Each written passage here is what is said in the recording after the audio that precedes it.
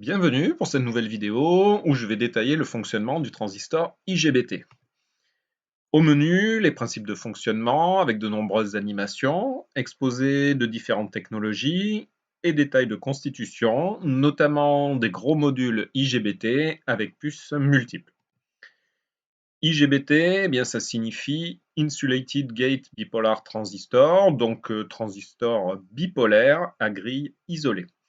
Il est principalement utilisé en électronique de puissance et fonctionne en commutation. Voici sa structure interne avec différentes couches de semi-conducteurs.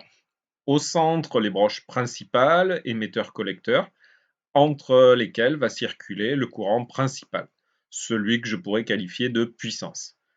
Pour la commande, on dispose d'une broche appelée grille qui est isolée du semi-conducteur par de l'oxyde en violet sur le dessin. À partir bien de cette structure, on peut déduire un schéma équivalent montrant trois transistors. J'ai été obligé de faire le dessin dans le sens inverse de la structure, mais pas de souci, on va s'y retrouver. Je vais prendre la souris, le collecteur en bas avec la première zone P qui apparaît, ensuite la zone N du milieu qui est la plus large, ensuite la zone P pour rejoindre l'émetteur à la fin.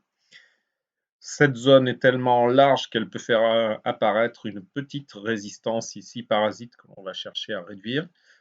L'autre transistor, c'est le NPN, c'est celui que l'on retrouve NPN. Et enfin, la structure MOS sur le côté, la structure MOS avec l'isolant et la grille. On remarquera une structure avec deux transistors bipolaires montés comme pour une association thyristor. Mais ce n'est pas du tout le fonctionnement recherché ici, c'est même ce que l'on veut éviter.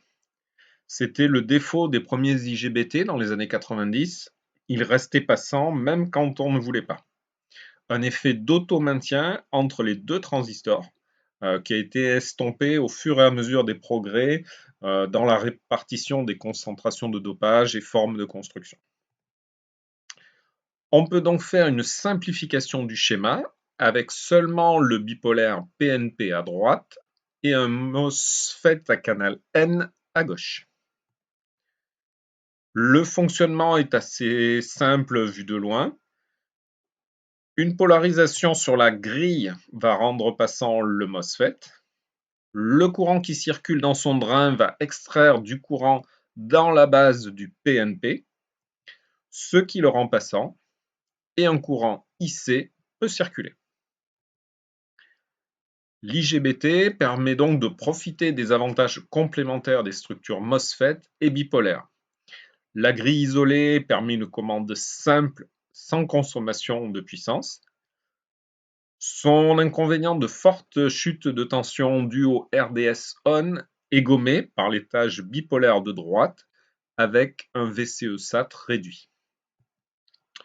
Son symbole met bien en évidence cette association, le côté isolation avec les deux traits à gauche et le côté bipolaire avec la flèche qui montre l'émetteur à droite avec un courant qui est sortant en bas, une représentation finale qui ressemble à un NPN alors qu'il était PNP au départ, mais c'est normal car au bout du compte, il va être commandé par la tension VGE en bas.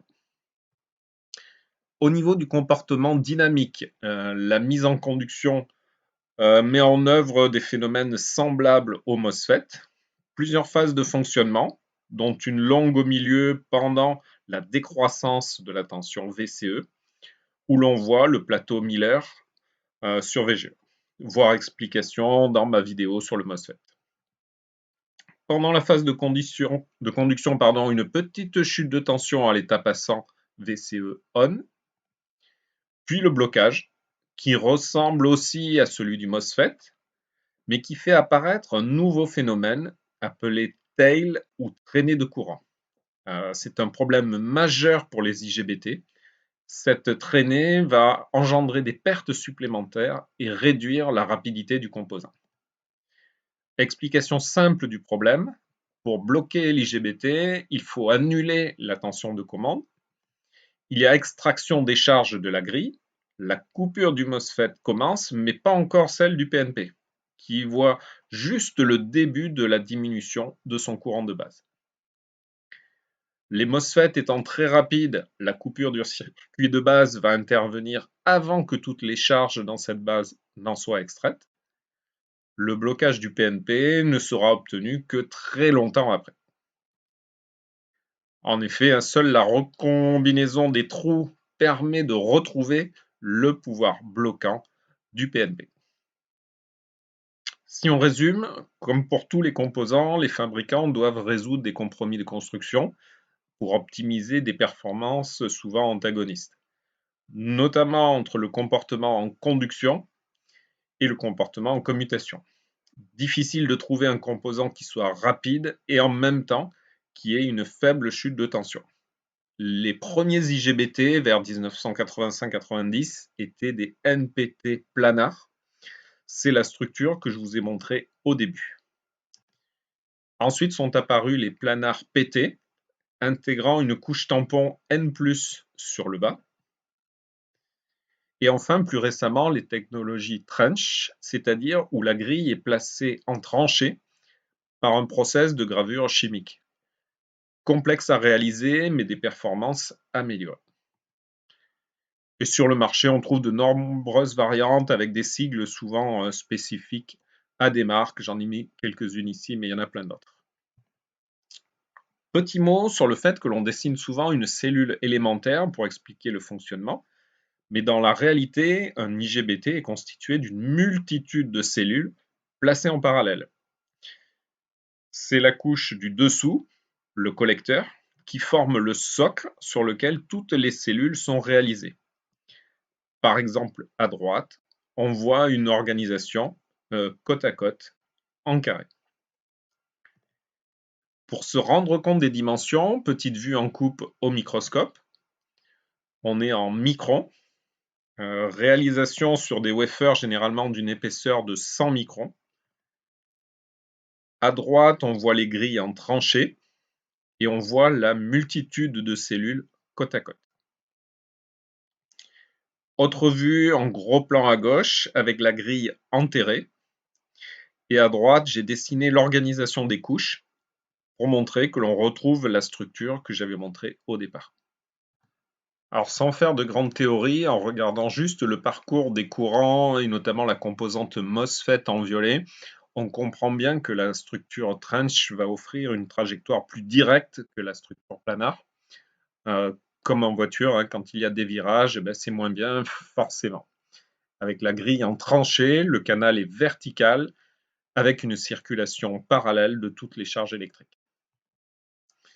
Allez, maintenant on va changer d'échelle pour voir comment les puces sont réalisées puis installées dans les composants. À gauche, le wafer, la galette, sur lequel sont réalisées plusieurs puces. Une puce, vue de loin, c'est un carré de 1 cm de côté. Et donc dans une puce, on va trouver des milliers de cellules élémentaires, comme vu au microscope tout à l'heure.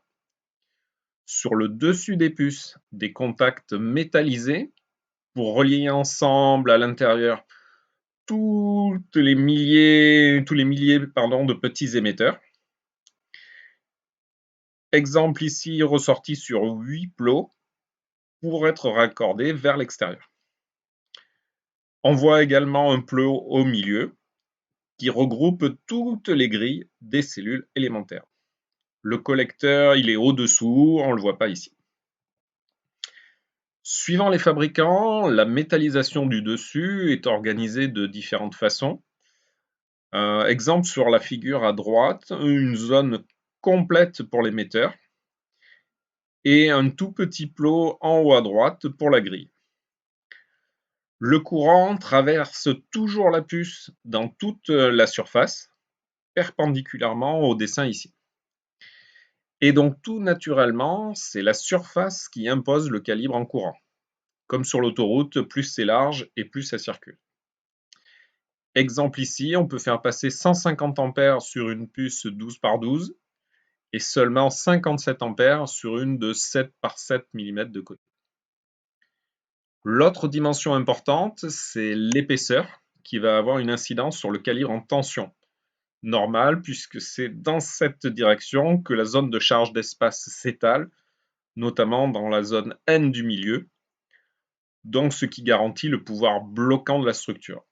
Exemple ici, les épaisseurs standards de 130 microns pour le wafer permettent des calibres de 1200 volts. Avec une épaisseur de 520, on peut aller jusqu'à 4500 volts. Et remarque, cette épaisseur n'a quasiment pas changé le calibre en courant, ici 57 ou 55 ampères. Regardons maintenant comment on monte les puces. Pour les petits boîtiers, style TO220, c'est direct. La puce à l'intérieur est brasée sur la semelle et on utilise des petits fils de bonding pour relier les broches extérieures. Pour des calibres en courant plus importants, il faut plus de surface et on préfère généralement réaliser un assemblage de puces plutôt que d'utiliser une seule puce de surface plus grande. Au final, ce serait pareil, la surface totale serait la même, mais en termes de fiabilité et de vieillissement, c'est pas du tout la même chose. Une grande puce a tendance à se dégrader beaucoup plus vite que plusieurs petites.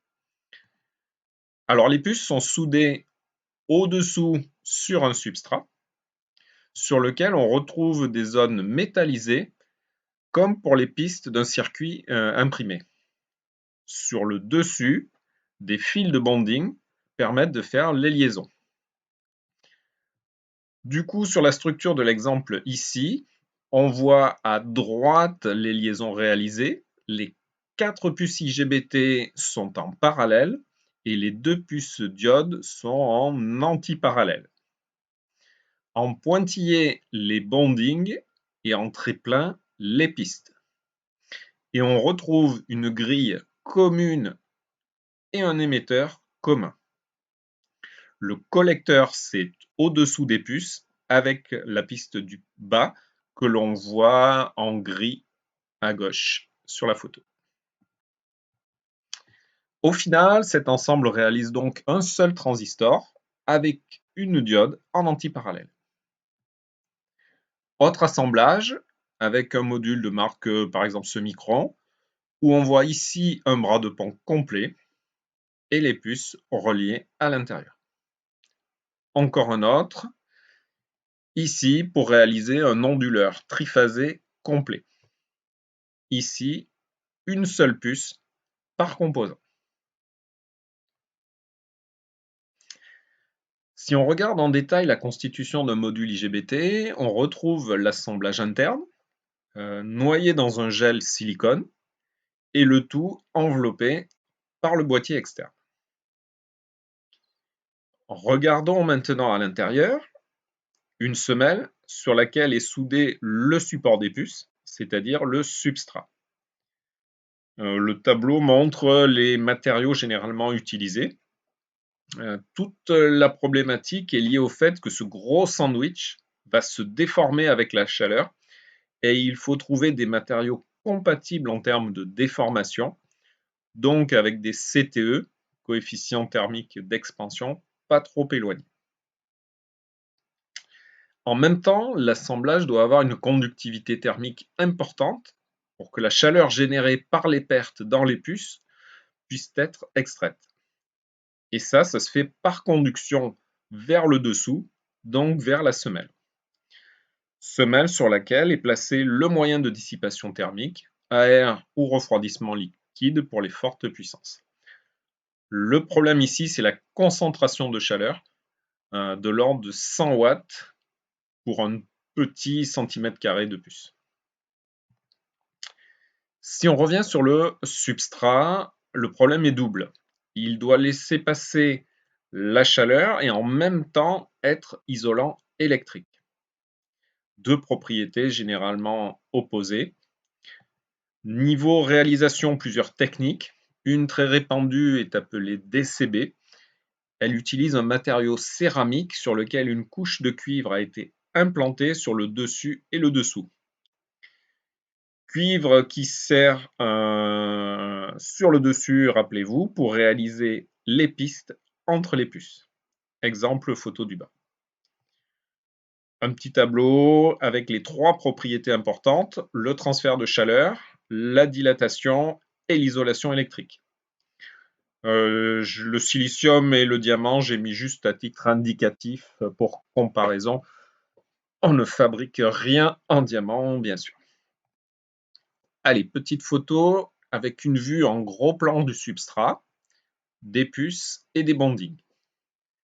À propos des fils de bonding, on remarquera des formes particulières très étudiées. Le problème des bondings, c'est aussi la chaleur, ou plus précisément les variations de chaleur. Sous l'effet de cycles thermiques, les fils se déforment, tendent à se fissurer ou se dessouder, cause de défaillances très fréquentes. Au niveau réalisation, soudure généralement par ultrasons, soit avec des fils ronds, soit sous forme de ruban pour les puissances plus élevées. Allez, petite vidéo de démo pour vous montrer une machine qui réalise ces bondings. Voici donc la machine qui travaille par le dessus. On voit les puces qui sont sur le dessous. Les différents mouvements avec les soudures. Alors ici, ce ne sont pas des IGBT qui sont réalisés puisqu'on voit des puces carrées, sûrement des circuits numériques, mais bon, le principe de fonctionnement reste le même. L'idée générale, c'est que l'on vient souder et en fonction de la trajectoire du fil qui est associé à la pointe de soudure, on va réaliser différentes formes de bonding. J'accélère un peu, enfin je vais un petit peu plus loin pour vous montrer une fois qu'il a fini. Une autre trajectoire, voilà. Donc ça c'est une trajectoire qui ressemble le plus à ce qu'on fait en électronique de puissance. Voilà, ça c'est une démo, alors ça c'est juste une démo pour montrer les performances de la machine, mais ça n'a aucun intérêt, c'est juste pour montrer que la machine est super précise, voilà, c'est tout. Aucun intérêt à faire ça. Allez, pour terminer, un graphe de synthèse qui montre les performances des composants actuels utilisés en électronique de puissance. J'ai reporté sur 3 axes, courant, tension, fréquence, les calibres des composants que l'on trouve en standard sur le marché. Eh bien, on voit que l'IGBT occupe pas mal d'espace. Normal, on le retrouve avec plusieurs variantes technologiques et donc des performances qui peuvent s'adapter à différents domaines d'application. Les rapides peuvent fonctionner jusqu'à 100 kHz, c'est moins que le MOSFET, mais il est plus puissant. Et si on veut encore plus de puissance, c'est possible, du style 1800 volts, 2000 ampères, mais là, on est limité autour de 10 kHz. Toujours ce compromis rapidité-puissance qui limite tous les composants, quels qu'ils soient. Eh bien très bien, vous savez tout ou presque. Je vous dis à bientôt pour de nouvelles vidéos.